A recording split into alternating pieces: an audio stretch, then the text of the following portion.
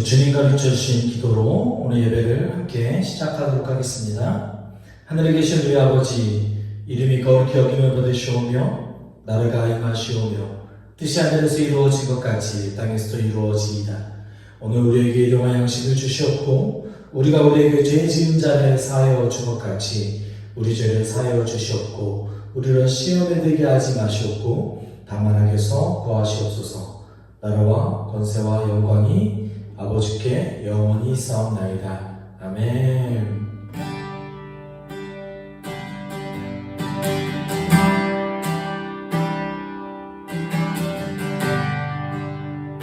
우리 고백합시다. 주의 따스한 사랑에, 주의 따스한 사랑에 꿈에 안길 때 부드러운 주의 임재 나를 느낄 때 눈부신 주와 기뻐하며 온 나라에 주 찬양해 주 나의 삶을 속삭이실 때 순전하신 주의 사랑 나를 느낄 때 눈부신 주라 기뻐 누리며 내 삶 들어 주 곁에 나 이제 주 앞에 두 손 들고 나옵니다. 주 앞을 바라며 내 사랑 드립니다. 언제나 주께 거두어 주가 주 대신 나를 오늘 주님 사랑합니다. 다시 고백합시다. 주의 따스한 사랑을 꿈에 안길 때 부드러운 주의 임재 나를 느낄 때 눈부신 주라 기뻐 누리며 온 나라에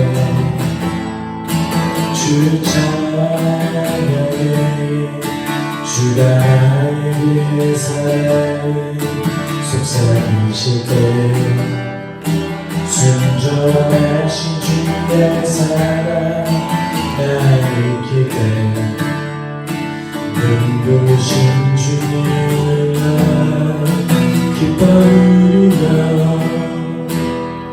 내 삶 들어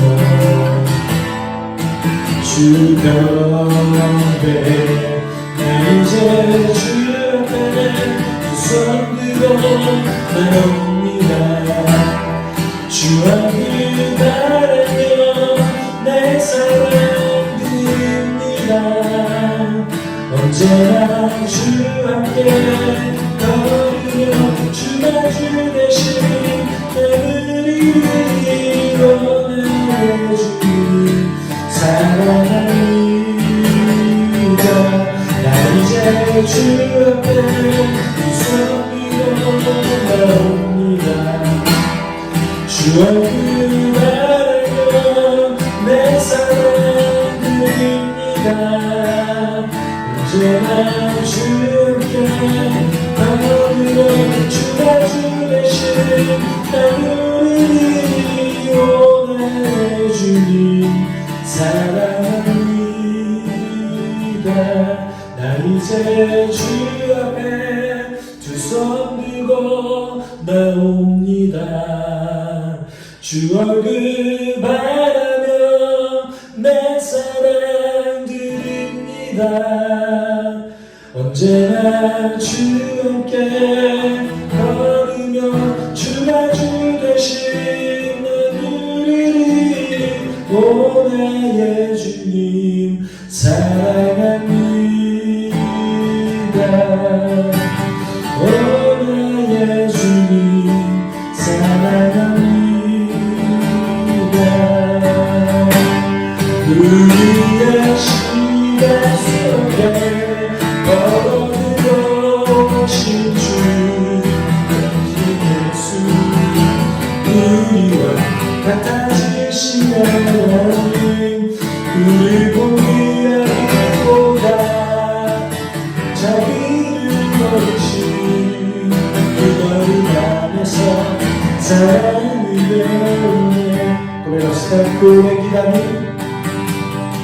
그 오랜 기다림 하나님의 사랑 한결같이 나를 건네요 주만전하네 죽음의 검으로 우리에게 오신 새롭게 열린 길 생명의 선물 사랑의 이야기 우리의 시간 속에 걸어들어오신 주 당신 예수 우리와 같아지신 하나님 우릴 포기하기보다 자기를 버리신 그 걸음 안에서 사랑을 배 다시 돌아오시나 우리의 시간 속에 걸어들어오신 주 당신 예수 우리와 같아지신 하나님 우릴 포기하기보다 자기를 버리신 그 걸음 안에서 사랑을 배 다시 돌아갑시다. 우리의 시간 속에 우리의 시간 속에 걸어들어오신 주 당신은 예수 우리와 같아지신 하나님 우리 포기하기보다 자기를 버리신 그 걸음 안에서 사랑을 배우네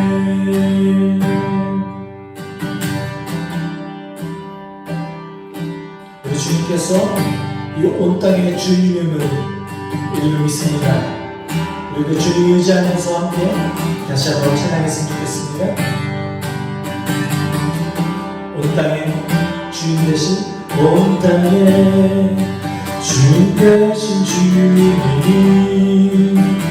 내일을 하시며 사랑만 모르네 어둠을 밝히시는 새벽별 밤하늘의 맘 주에게 비추네 나로 인한 주가 행하신 일로 나의 행함이 오직 주로 인하여 나는 오늘 기억까지는 이름 없는 꽃가다네 바다에 가도 안개와 같지만 주는 나를 이끄시고 부르짖음 들으시며 날 귀하다 하시네 주님은 나의 죄를 지시고 사랑의 눈으로 나를 일으키시네 바다를 잠잠하게 하시는 내 영혼의 꽃을 고요케 하시네 나로 인한 이야기 주가 행하신 일로 나의 행한 이야기 오직 주로 인하여 나는 오늘 기억까지는 이름 없는 꽃 같네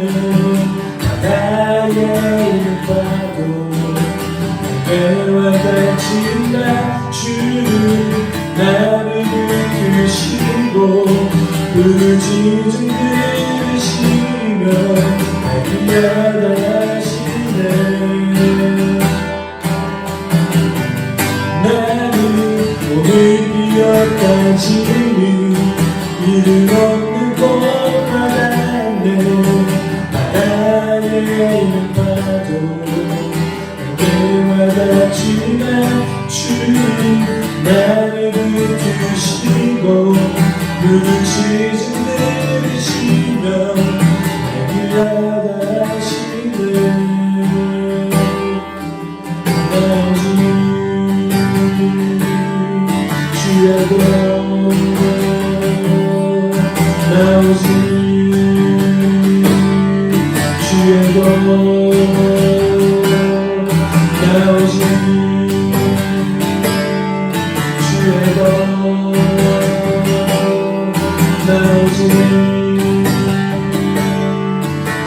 도.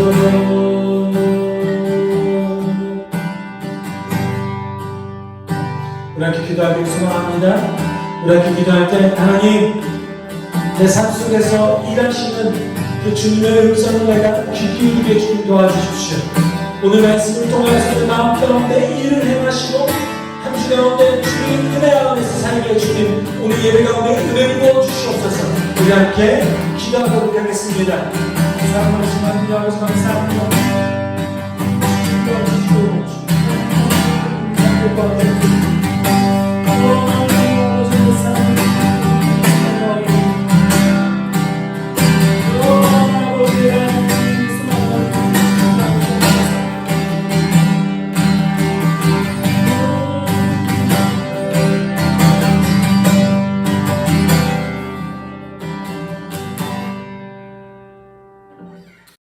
사랑이 많으신 하나님 아버지, 오늘도 우리를 불러주심에 감사를 드립니다.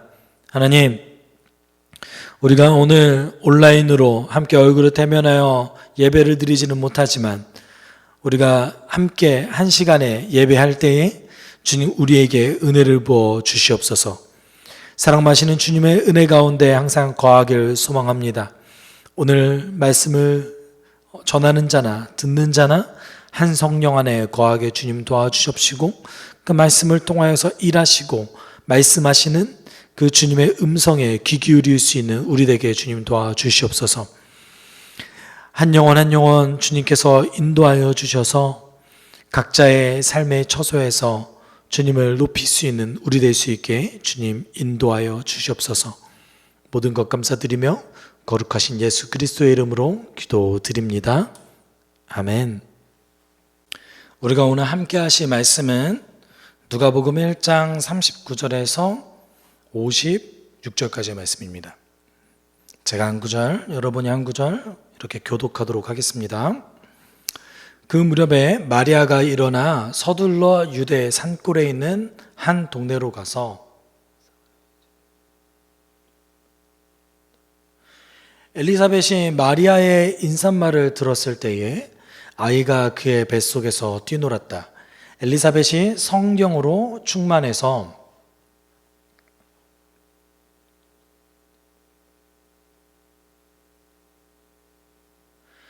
내 주님의 어머니께서 내게 오시다니 이것이 어찌 된 일입니까?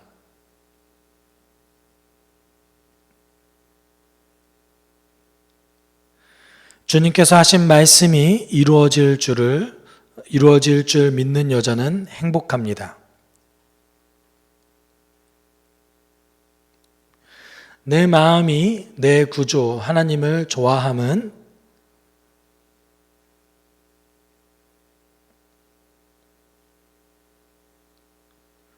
힘센 분이 나에게 큰 일을 하셨기 때문입니다.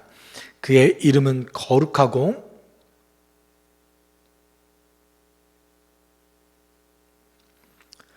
그는 그 팔로 권능을 행하시고 마음이 교만한 사람들을 흩으셨으니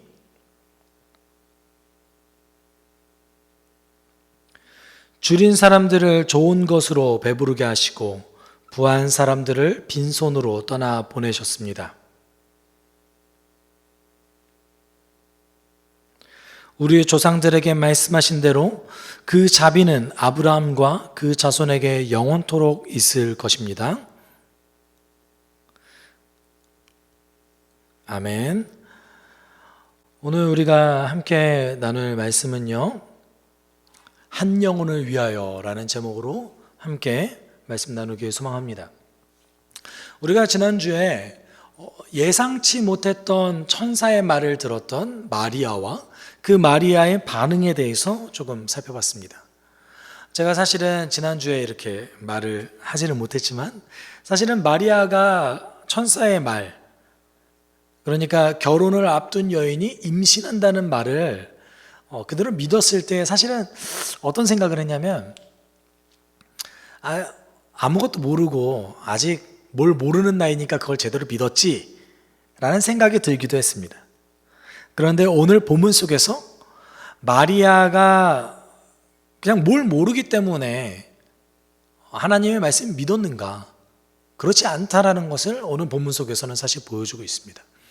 12살에서 14살 정도의 아주 작은 소녀였고 그리고 어린 소녀였지만 그럼에도 불구하고 그녀가 가지고 있었던 소망은 매우 컸다라는 것을 오늘 본문 속에서 보여주고 있습니다.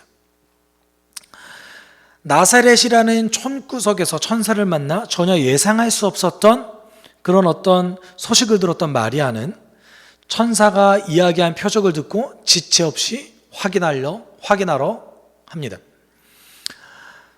그 표적은 오랫동안 임신할 수 없었던 엘리사벳이 임신했다라는 소식이죠. 여러분, 이 소식을 처음 들었을 때 아마도 엘리사벳이 매우 나이가 들었던 것으로 묘사되기 때문에 마리아는 깜짝 놀랐을 것입니다. 그래서 39절 40절에서 이렇게 얘기하겠습니다. 첫 번째, 그 무렵에 마리아가 일어나 서둘러 유대 산골에 있는 한 동네로 가서 사가랴 집에 들어가 엘리사벳에게 문안하였다라고 얘기하고 있습니다. 그런데 저는 여기 그 무렵이라는 말을 그 즉시 또는 그 순간에 라고 조금 번역하고 싶어요. 그것이 조금 더 성경의 말씀을 더 살려주는 것 같은 번역인 것 같아요. 어쨌든 천사의 말을 듣자마자 마리아는 천사가 말한 그 표적을 그대로 확인하기 위해서 그 즉시 여행을 갑니다. 최소로 잡으면 113km, 그리고 최대로 잡으면 150km라는 그 거리를 홀로 여행해 갑니다. 사실은 쉽지 않은 길일 거예요. 아무리 적게 잡아도 4일에서 5일, 그리고 많게 잡으면 일주일가량의 여행을 홀로 하게 됩니다. 그리고 이제 마리아는 오늘 본문 속에서 사가랴의 집에 도착하고 엘리사벳에게 문안을 하죠. 그런데 엘리사벳의 그 반응, 마리아를 처음 보자마자 엘리사벳이 하는 그 반응이 사실은 매우 놀랍습니다. 41절에서 42절에 이렇게 얘기하고 있습니다. 엘리사벳이 마리아의 인사말을 들었을 그때에 아이가 그의 뱃속에서 뛰놀았다. 엘리사벳이 성령으로 충만해서 큰 소리로 외쳐 말하였다. 그대는 여자들 가운데서 복을 받았고 그대의 태중의 아이도 복을 받았습니다 라고 얘기하고 있습니다. 여기서 마리아가 뭐 때문에 놀랐을까요? 엘리사벳이 이렇게 얘기하는 거죠. 당신에 있는 태중에 있는 아이도 복을 받을 겁니다. 복을 받았습니다 라고 얘기하고 있습니다. 마리아는 그 잠깐 사이에 오는 동안 성령으로 잉태한 거예요. 마리아도 아마 자기의 뱃 속에 아이가 있다라는 것에 대해서 인식하지 못했을 것입니다. 그런데 엘리사벳이 그것을 확인시켜 주고 있는 것이죠. 그리고 또 한 가지 더 놀라운 것은 마리아도 엘리사벳을 보고 아마 놀랐을 거예요. 임신 6개월이 이미 지나가고 있는 상황 속에서 천사의 말이 이루어졌다라는 것을 눈으로 직접 확인했다라는 것이죠. 이때 엘리사벳이 마리아를 향해서 이렇게 얘기합니다. 그대는 여자들 가운데서 복을 받았고 그대의 태중의 아이도 복을 받았습니다 라고 얘기하고 있습니다. 이 말씀은 사실 문법적으로는 비교급도 되고 최상급도 될 수 있어요. 그런데 제가 볼 때는 최상급으로 얘기하는 게 더 맞지 않겠습니까? 그럼 이렇게 얘기하는 거죠. 그대는 여자 중에 가장 복을 받았고 태중의 아이도 가장 큰 복을 받았습니다 라고 얘기하고 있는 것이죠. 그런데 엘리사벳이 이것에 대해서 어떻게 알았을까요? 엘리사벳이 이것에 대해서 어떻게 알았을까요? 임신 초기면 사실은 그가 임신했는지를 알 수가 없습니다. 그렇기 때문에 우리는 힌트를 찾아야 되죠. 그것이 무엇입니까? 엘리사벳이 성령으로 충만해서. 이것이 힌트인 거죠. 엘리사벳이 성령으로 충만해서 이제 마리아가 임신했다라는 것을 알 수 있게 되는 것이죠. 그것만 알고 있습니까? 그 다음에 또 어떤 것을 알고 있냐면 43절, 44절에 이렇게 얘기하고 있습니다. 내 주님의 어머님께서 내게 오시다니 이것이 어찌된 일입니까? 그대의 인삿말이 내 귀에 들어왔을 때 내 태중의 아이가 기뻐서 뛰놀았습니다 라고 얘기하고 있습니다. 43절은 사실은 어머니가 중심이 아니라 뱃속에 있는 태아가 주님이라는 게 중심인 거죠. 그것이 중요한 것입니다. 지금 강조하고 있는 것은 마리아의 뱃속에 있는 태아가 아직 태어나지도 않고 이제 겨우 생성되었던, 이제 겨우 임신된 이 태아가 엘리사벳의 주님이라는 거예요. 이것을 어떻게 알 수 있습니까? 성령을 통해서 알게 된 거예요. 성령을 통해서 엘리사벳은 마리아가 주님의 어머니라는 것도 알았고, 그리고 마리아 뱃속에 있는 그 아이도 주님이라는 것을 알게 됐습니다. 심지어는 엘리사벳 뱃속에 있었던 이 태아조차도 기뻐서 뛰놀았다라고 얘기하고 있습니다. 이것은 뭘 얘기하냐는 거냐면 엘리사벳의 아이, 성경에 의하면 주의 길을 예비하러 온 이 아이가 예수보다 더 작은 자다. 예수가 마리아 뱃속에 있는 아이가 이 엘리사벳의 뱃속에 있는 아이보다 더 큰 자다라는 것을 오늘 누가복음을 통해서 보여주고 있습니다. 그리고 이제 엘리사벳이 마리아를 향해서 이렇게 얘기하죠. 주님께서 하신 말씀이 이루어질 줄 믿는 여자는 행복합니다. 여기서 행복하다는 말은 복됩니다 라고도 번역될 수 있습니다. 하나님의 말씀이 이루어질 줄 믿는 사람은 복됩니다 또는 행복합니다. 둘 다 가능하겠죠. 그런데 중요한 것은 여기서 마리아라고 지칭하지 않고 여자라고 지칭하고 있습니다. 마리아가 어떤 여인의 그 신앙의 롤모델인 것처럼 오늘 표현하고 있는 것이죠. 마리아가 어떻게 했습니까? 천사의 말을 듣자마자 그것이 믿을 수 없는 얘기임에도 불구하고 믿었던 것이죠. 그것을 굉장히 복되다고 얘기하고 있는 것입니다. 여러분, 마리아는요, 지금 자세히 보시면 천사의 말을 들었어요. 그리고 그걸 믿었어요. 단순히 이것만 한 것이 아니라 이제는 엘리사벳에게 가서 천사의 말이 진짜다라는 것을 확인받았습니다. 이때에 마리아의 심정이 어떻겠습니까? 마리아의 심정이 오늘 본문 가운데 찬양으로 나타납니다. 46절에서 48절에서는 마리아는 하나님을 찬양하기 시작합니다. 그리고 그 찬양의 첫 번째 이유를 48절에서 얘기하죠. 46절, 47절에 이렇게 하죠. 그리하여 마리아가 말하였다. 내 영혼이 주님을 찬양하며 내 마음이 내 구주 하나님을 좋아함은, 이렇게 얘기하고 있습니다. 그리고 48절에 마리아가 지금 찬양하는 이유를 얘기하고 있습니다. 그것이 무엇입니까? 그가 이 여종의 비천함을 보살펴 주셨기 때문입니다. 이제부터는 모든 세대가 나를 행복하다 할 것입니다 라고 얘기하고 있습니다. 사실 마리아의 이 찬양은 사무엘상 2장에 나오는 한나의 그 찬양과 매우 비슷합니다. 그리고 마리아의 이 찬양 가운데 누가복음의 핵심 주제가 아주 잘 드러나 있습니다. 그렇기 때문에 사람들이 이 마리아의 이 찬양을, 어떤 사람들은 마리아가 부르지 않았다, 누가가 이후에 마리아가 부르지 않았음에도 불구하고 자신의 그 이야기의 극적인 요소를 더하기 위해서 삽입한 것이다 라고 얘기하고 있습니다. 그런데 이 마리아의 찬양을 자세히 들어보시면 그렇게 엄청 특별한 얘기가 들어가고 있지 않아요. 사실은 당시 1세기 유대인들이 기본적으로 가지고 있었던 아주 상식적인 생각들, 기본적인 개념을 가지고 기본적인 하나님을 대한 그 이해를 가지고 찬양을 하고 있습니다. 그렇기 때문에 저는 이것이 역시 마리아가 그냥 부른 거라고 생각을 해요.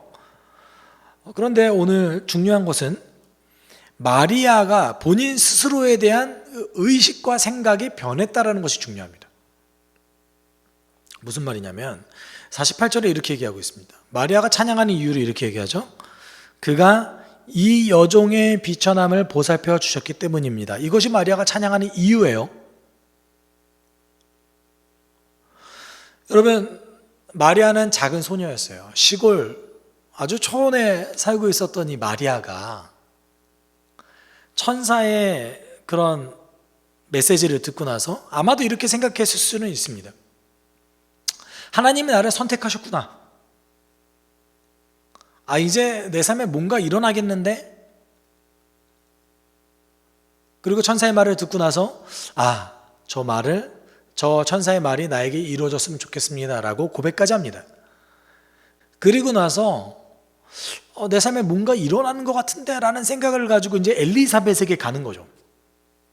근데 엘리사벳에게 가서 그 말이 진짜다, 천사의 말이 진짜 이루어졌고 그것이 표적이 완전히 이루어졌다는 것을 확인받습니다. 그러고 나서 마리아가 본인 스스로에 대해서 생각하는 것이 변해요. 어떻게 변합니까? 비천한 자에서 행복한 자로 변해요. 주를 위해서 아무것도 할 수 없을 것이라고 생각했더니 이 작은 소녀가 주님께 선택받았고, 그리고 나는 이제 주를 위해서 무언가를 할 수 있고, 주님께서 나의 삶을 변화시켜 주시고 나를 통해서 하시는 그 일들이 있을 것이다 라는 것을 알고 나서 이제 모든 세대가 나를 행복하다 할 것입니다 라는 것을 인정하게 됩니다. 하나님께서 아주 특별하게 이 마리아라는 그 인물을, 이 작고 연약한 인물을 사용하신다라는 것에 대해서 이제 인정한다는 것이죠. 본인 스스로를 바라보는 그 관점이 변한 거예요. 그래서 하나님을 찬양하는 것이죠. 그리고 두 번째 이유는, 찬양하는 두 번째 이유를 49절 50절에서 이렇게 얘기하고 있습니다. 힘센 분이 나에게 그 일을 하셨기 때문입니다 라고 얘기하고 있습니다. 그의 이름은 거룩하고 그의 자비하심은 그를 두려워하는 사람들에게 대대로 있을 것입니다. 마리아는 여기서 힘센 분은 사실은 조금 더 정확하게 번역하면 전능하신 분은, 그 전능하신 분은 나를 위해서 위대한 일들을 행하셨습니다. 이것이 사실 정확합니다. 어떤 일을 행하셨습니까? 할 수 없을 것 같은, 일어나지 못할 것 같은 처녀가 잉태한 일이 일어난 것이죠. 그 위대한 일들을 하나님께서 행하셨대요. 그런데 여기서 마리아에게 있었던 그 의식 중에 하나가 나에게라는 표현인데, 나에게 큰 일을 행하셨습니다 라는 게 사실은 번역하면 나를 위해서도 번역할 수 있어요.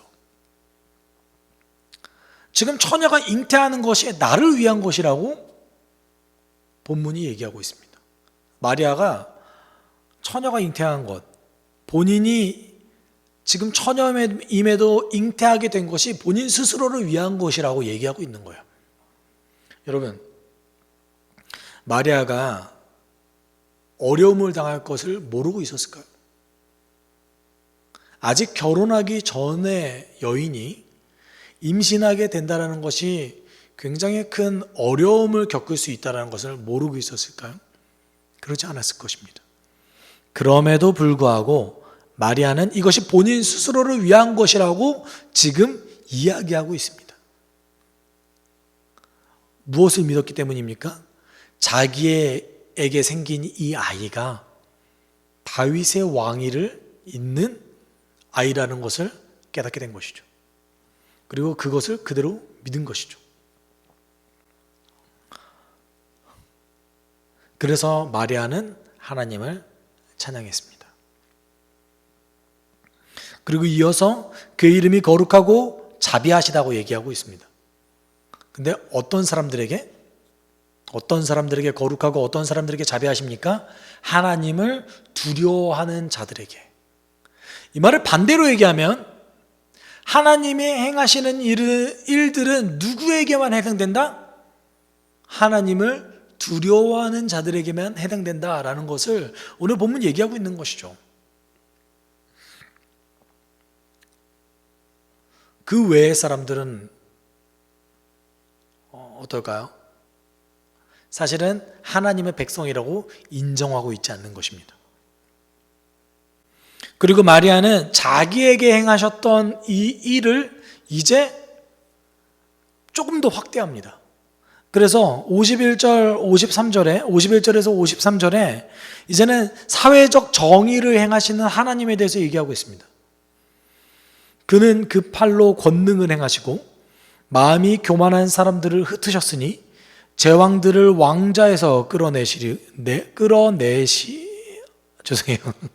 제왕들을 왕자에서 끌어내리시고 비천한 사람을 높이셨습니다. 줄인 사람들을 좋은 곳으로 배부르게 하시고 부한 사람들을 빈손으로 떠나보내셨습니다. 사실 이런 내용은요 1세기 유대교 문헌에서도 많이 발견되어져요. 이런 일들이 사회에서 일어나야 된다.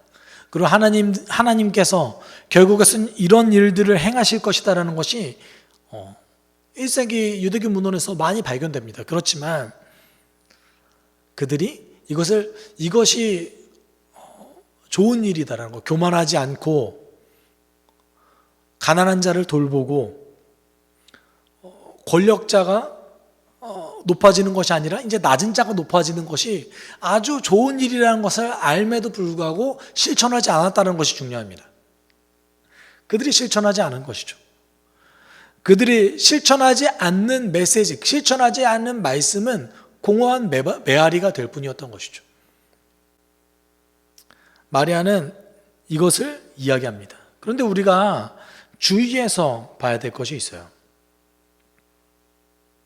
그것은 무엇입니까? 마리아는 마치 하나님께서 지금 이와 같은 일들을 행하셨다고 과거형을 써서 이야기하고 있습니다. 그런데 이런 일이 정말 벌어졌나요? 교만한 자가 흩어졌습니까? 흩어진다라는 표현은요, 사실은 하나님이 심판하실 때 쓰는 표현이에요. 어떤 민족을 흩으실 것이다. 마치 이방 민족을 통해서 이스라엘을 심판하실 때 썼던 용어가 흩으실 것이다 라는 용어입니다. 정말로 교만한 자를 심판하셨습니까? 아직도 교만한 자는 하나님을 부인합니다. 아직도 지금 이 순간에도 교만한 자는 교만한 상태로 그대로 있습니다. 권력자를 낮추시고 비천한 자를 높이셨습니까? 아니요. 아직도 권력자는 높은 상태로 있고 비천한 자는 비참한 상태로 살아가고 있습니다. 이 사회는 변하지 않았어요. 여러분, 가난한 자에게 그 줄인 배를 아주 좋은 곳으로 채우고 있습니까? 아니요. 아니요, 그렇지 않습니다. 여러분, 아주 기본적인 복지만 할 뿐이죠. 한국 사회 선진국으로 진입했다라는 이 대한민국도 가난한 자에게, 줄인 자에게 좋은 것을 대접하고 있지 않습니다. 가난한 자는, 줄인 자는 아직도 줄이고 있고 지금 이 순간에도 굶어서 죽어가고 있는 사람이 수억입니다. 그렇다면 하나님이 이미 행하셨다고 성경은 얘기하고 있는데 이게 뭡니까? 하나님 행하셨습니까? 아직 안 행하셨어요. 아직 그 일들이 벌어지지 않고 있습니다. 그렇다면 이것이 뭘 뜻하는 것일까? 우리는 조금 사실 고민해 볼 필요성이 있습니다. 사실은 보통 헬라어 문법으로 부정과거형이라고 얘기하는데, 부정과거법은 다양한 용법으로 사용되는데 때때로 이 부정과거법이 예언적 용법으로 사용되기도 합니다. 마리아는 사실은 자신의 믿음과 소망을 담아서 우리로 따지면 예수 그리스도의 그 마지막 최종 날을 예언한 것이죠. 최종적인 승리를, 하나님의 최종적인 승리를 얘기한 것이죠. 하나님께서 결국은 이렇게 하실 것입니다. 마리아의 소망을 표현한 거예요. 그럼에도 불구하고 왜 과거로 썼을까요? 이미 하셨다고 선포한 거죠. 이것을 이미 하신 것입니다. 하나님 이거 무조건 하실 것입니다. 무조건 하실 것이기 때문에 이건 성취된 거나 마찬가지입니다. 이렇게 얘기하고 있기 때문입니다. 마리아의 소망이 표현된 것이죠. 본인 스스로가 본인 스스로에 대해서 뭐라고 얘기했습니까? 비천한 자다. 나는 비천한 자였습니다 라고 얘기하고 있는 이 마리아가, 이런 나 같은 비천한 자가 이제는 높여지는 그런 사회적 정의가 완전히 실천될 겁니다 라는 소망을 담고 하나님을 찬양한 거죠. 그리고 이어서 54절, 55절에 하나님께서 결국 그렇게 하시는 그 근거, 왜 하나님께서 마리아만 구원하는 것이 아니라 마리아를 통해서 일하고, 마리아를 위해서 일하고, 마리아만 돌보는 것이 아니라 왜 하나님께서 이 사회도, 이 세상도, 그 밖에 수많은 사람들도 돌보시고 결국에는 앞서 있었던 모든 일들을 성취하실 것인가, 그것에 대해서 오늘 본문 54절, 55절이 얘기하고 있습니다. 그는 자비를 기억하셔서 자기의 종 이스라엘을 도우셨습니다. 우리 조상들에게 말씀하신 대로 그 자비는 아브라함과 그 자손에게 영원토록 있을 것입니다 라고 얘기하고 있습니다. 여러분, 여기에서 얘기하는 그 자비가 뭘 뜻할까요? 우리가 베드로전서 강해에서도 제가 언급한 적이 있는데, 이 자비는 히브리어 헤세드라는 이 단어를 번역한 겁니다. 헤세드는 이걸 뜻해요. 하나님의 약속과 언약에서 비롯되는 하나님의 용납하심, 하나님이 용서해 주시는 것, 그리고 하나님의 그 끊임없는 사랑을 얘기하고 있습니다. 좁혀서 말하면 언약에 근거한 하나님의 사랑을 얘기하고 있는 거예요. 여러분, 십계명을 하나님께서 이스라엘 백성에게 주실 때, 나를 믿는 자, 이 십계명을 따르는 자는 내가 천대까지 이르러 복을 주겠다라고 얘기했습니다. 하나님의 그 율법의 틀에서 내가 죄를 지었을 때 하나님께 번제를 드리고 하나님을 두려워함으로 인생을 살아가는 그런 모든 사람들은 천대까지 이르러 하나님의 그 복을 누릴 수 있을 것이다 라고 얘기한 거예요. 이게 뭐예요? 이게 헤세드예요. 하나님의 그 영원하신 언약적인 사랑. 마리아는 그 사랑을 얘기합니다. 하나님의 약속에 근거한 그 사랑. 내가 너희를 돌볼 것이다. 너희는 나의 장자다. 너희는 나의 예배하는 백성이다. 그래서 이렇게 얘기하죠. 우리 조상들에게 말씀하신 대로 그 자비는 아브라함과 그 자손에게 영원토록 있을 것입니다. 여기서 얘기하는 아브라함과 그의 자손, 모든 이스라엘 백성을 다 얘기하는 걸까요? 그렇지 않습니다. 아까 하나님의 거룩하심과 하나님의 그 자비하심이 누구에게 있다고 얘기했죠? 하나님을 두려워하는 자들에게 있을 것이다 라고 얘기했습니다. 아브라함의 자손은 그럼 누굽니까? 이 중에 하나님을 두려워하는 자를 얘기하고 있는 것이죠. 아직 이 시점에서 마리아는 교회에 대해서 얘기하고 있는 것은 아닙니다. 사실은 마리아는 아직 예수님께서 십자가에 죽으실 것이라는 것도 몰랐어요. 그리고 예수님이 다시 부활하셔서 승천하시고 다시 성령을 보내주실 거라는 것도 몰랐습니다. 그리고 사도들이 교회를 만들 거라는 것도 몰랐어요. 단지 이렇게 억압받고 있는 이스라엘을 구원하실 것이다 라고만 막연하게 생각하고 있는 상황에서 이렇게 얘기하고 있는 것이죠. 구약적인 사고방식 속에서 마리아가 자신이 할 수 있는 최선의 찬양을 드리는 겁니다. 하나님을 두려워하는 백성에게 하나님이 그 자비하심을 기억하셔서 자신의 약속을 기억하셔서 우리를 살려주실 것입니다. 누구를 통해서요? 마리아 그 뱃속에 있었던 내 아이를 통해서. 마리아가 지금 그것을 찬양하고 있는 거예요. 그렇다면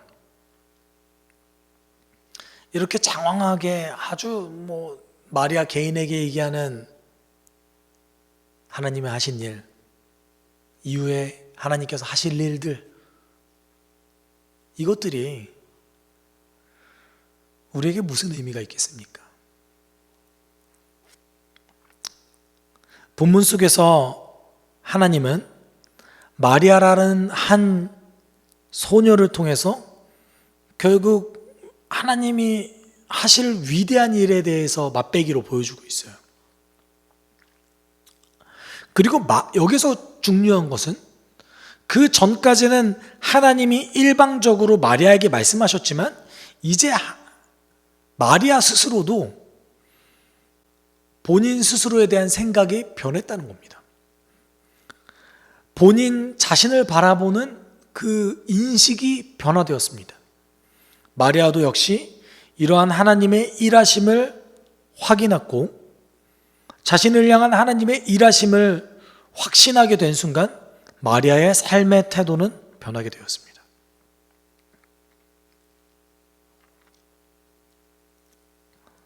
이전에는 자신의 삶이 비천했다고 얘기하고 있지만 지금은 이제 행복한 자라고 얘기하고 있습니다. 여러분, 결혼하지 않은 여인이 임신하게 된 것이 뭐가 행복합니까? 이것이 많은 어려움을 동반할 것이라는 것도 역시 마리아는 알고 있었습니다. 그럼에도 불구하고 마리아가 본인 스스로에 대해서 행복한 여인이라고 얘기할 수 있었던 이유는 무엇입니까?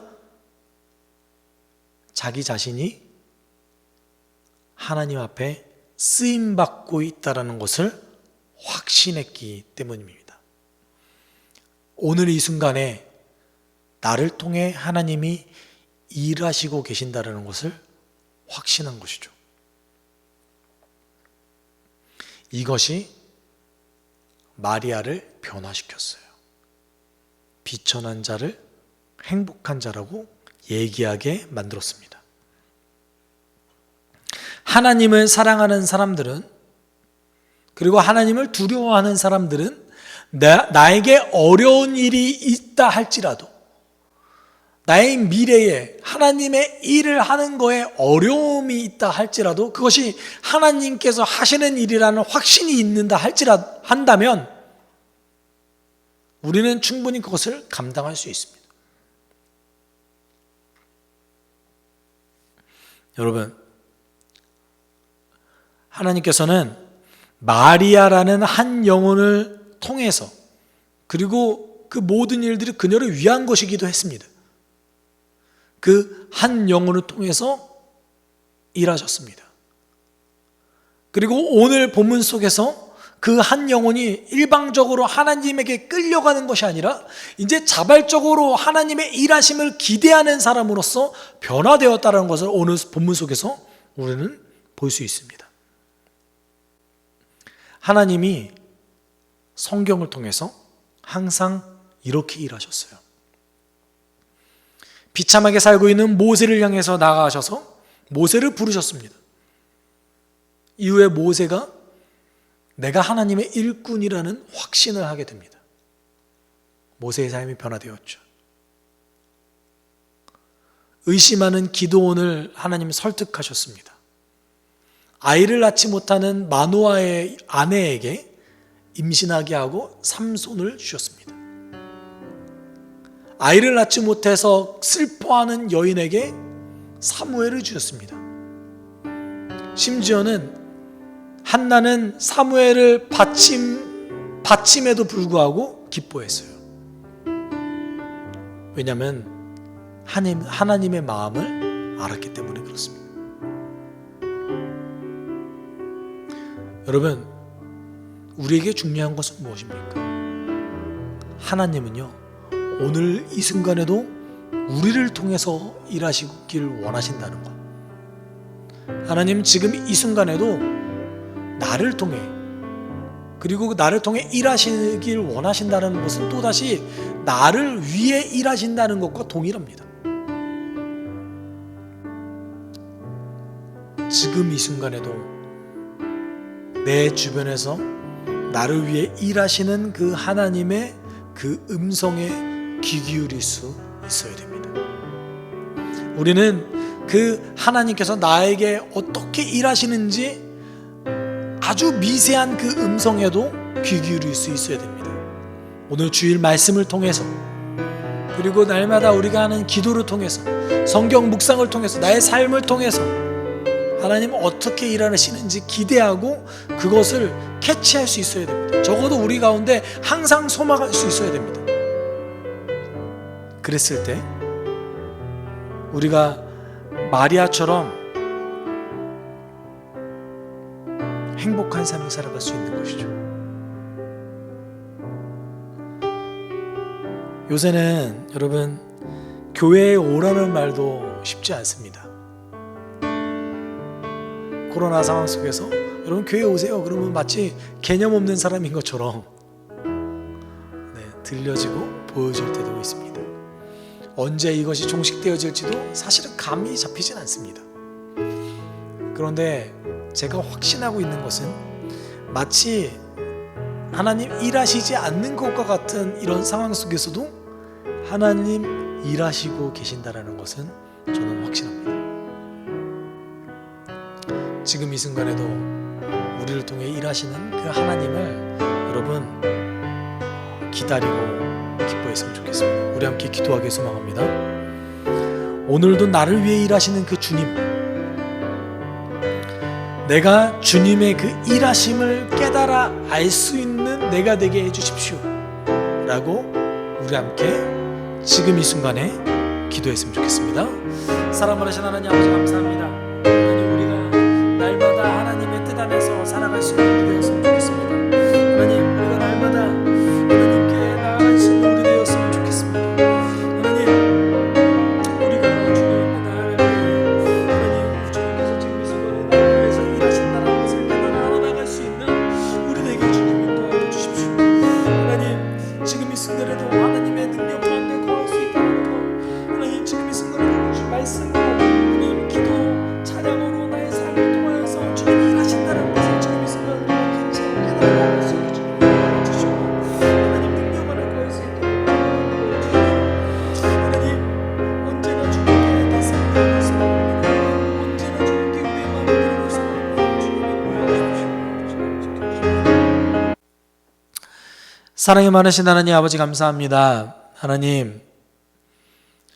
하나님께서 자신을 통해 일한다는 것을 확신하고 삶의 태도가 변하고 비천한 자에서 행복한 자가 되었다고 고백하는 이 마리아와 같이 우리가 하나님 안에서 이제 주의 일을 행하기 때문에, 주님께서 나를 통해 일하시기 때문에 저는 행복합니다라고 고백할 수 있는 주님의 백성 되게 주님 도와주십시오. 지금 이 순간에도 주님의 복음이 필요한 사람들이 얼마나 많은지 모릅니다. 소외된 계층은 너무나 많고 하나님의 복음을 필요로 하는 많은 힘들어하는 상처받은 자들이 이 땅 가운데 우리 주변에 많이 있습니다. 우리가 그들에게 다가가 주의 복음을 가지고 삶으로써 그들에게 복음을 전할 수 있게 주님 도와주시고, 그를 통하여서 하나님 일하고 계신다는 것을 우리가 확신할 수 있는 주님의 백성 될 수 있게 주님 우리의 삶을 지키시고 인도하여 주시옵소서. 한 주간의 삶을 지켜주실 그 주님의 은혜에 감사를 드리며 거룩하신 예수 그리스도의 이름으로 기도드립니다. 주 예수 그리스도의 은혜와 하나님의 사랑과 성령의 교통하심이 주님의 일하심을 날마다 느끼며 깨달아 나아가길 소망하는 우리 숲속교회 성도 위에 영원토록 함께 있을지어다. 아멘.